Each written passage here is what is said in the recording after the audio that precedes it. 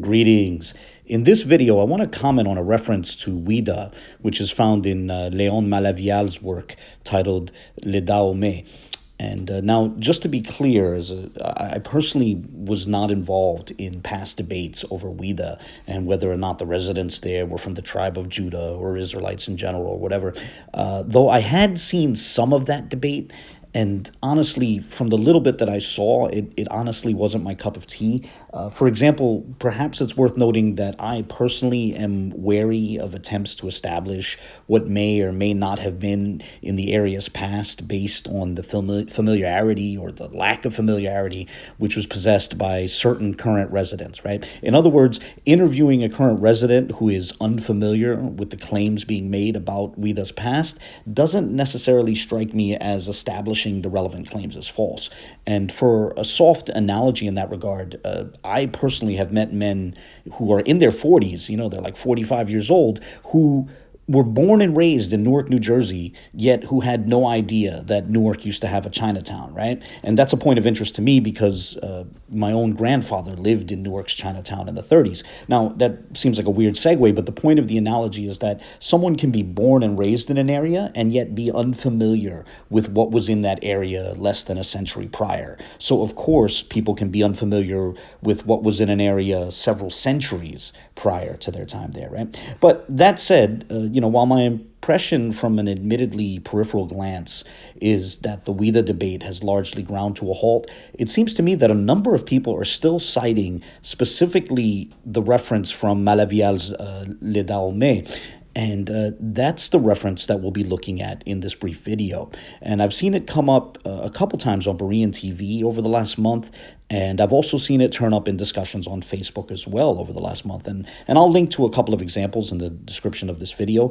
But because I see it pop up from time to time, and I see that certain folks seem to feel that it delivers a significant piece of evidence regarding whether people from that region are Israelites, I thought it might be worthwhile to make a short video which takes a very brief look at the relevant reference. So it begins with the bulletin of the Société Languedocienne de Géographie, or the Languedocian Society of Geography, and this is going to be found in volume 13 from the year 1890. And Malavialle's Le Dahomey begins on page 267. However, the precise reference that we'll be looking at is found on page 272. And it's right here. It's now on your screen. Now, before I attempt to read and interpret this text, permit me to note that I always welcome corrections on any of my videos. Criticisms, objections, and corrections are always welcome because I can benefit from those corrections. And I mention that here because my familiarity with French is extremely weak. So corrections on my interpretation and even my pronunciation are most welcome here. But nonetheless, jumping right in, the salient portion first refers to, quote, les négriers portugais qui lui donnèrent son nom. Now, quick note, technical note, that word négrier it's honestly an ugly word. To explain what it literally means, I would liken it to the word poissonnier. You see, the word poisson means fish.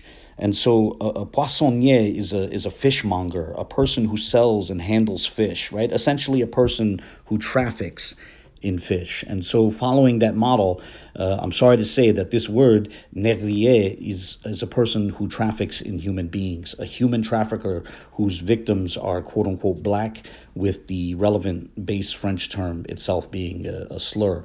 But for this video, I'm going to translate that ugly term with the perhaps more muted term slave trader. And with that, the relevant portion again of the text refers to les négriers portugais qui lui donnèrent son nom, the Portuguese slave traders who gave it its name, right? And that's in reference to Whydah.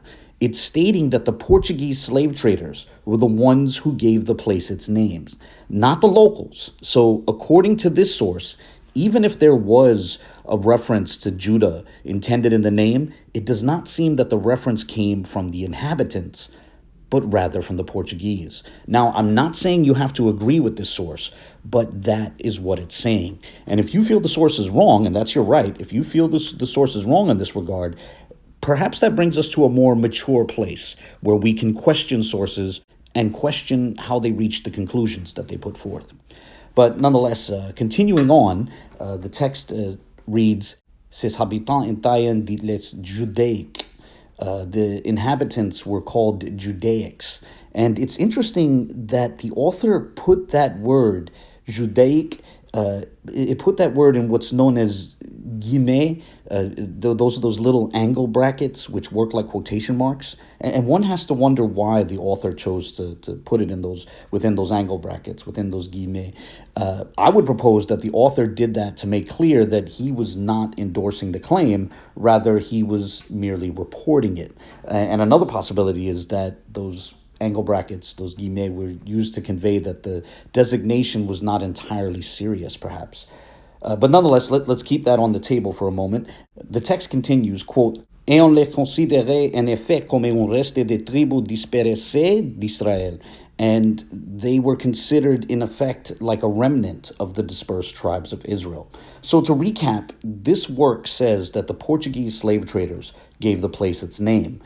The people were called Judaics, but it's unclear how seriously that was intended, with even the author seeming to keep it at a safe distance via an employment of guillemets, the equivalent of quotation marks. But nonetheless, the author reports that there were folks who considered the inhabitants to, in effect, be like a remnant of the dispersed tribes of Israel.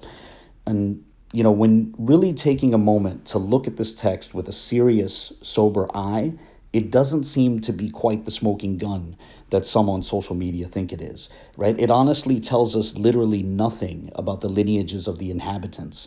And assuming, for the sake of argument, that this comparison to Israelite tribes was intended fully seriously, note that there have been all sorts of Europeans who have gone all over the world guessing that all sorts of different people were Israelite tribes, right? You find that all over Asia, Afghanistan, the Americas, Africa, right? It's everywhere. But that alone tells us nothing about the lineages of the various peoples from those respective regions. And for that reason, as it stands, this passage doesn't really advance the conversation in any way. And so I just wanted to take a look at the text, and that's pretty much all I wanted to say. I just have a sort of a brief reference, a brief video that I can offer whenever this text comes up. And, and I look forward to the comments, questions, criticisms of others. As always, I don't censor anyone here, so feel free to share your thoughts, whether positive or negative. And with that, I'll close this short video here. God bless.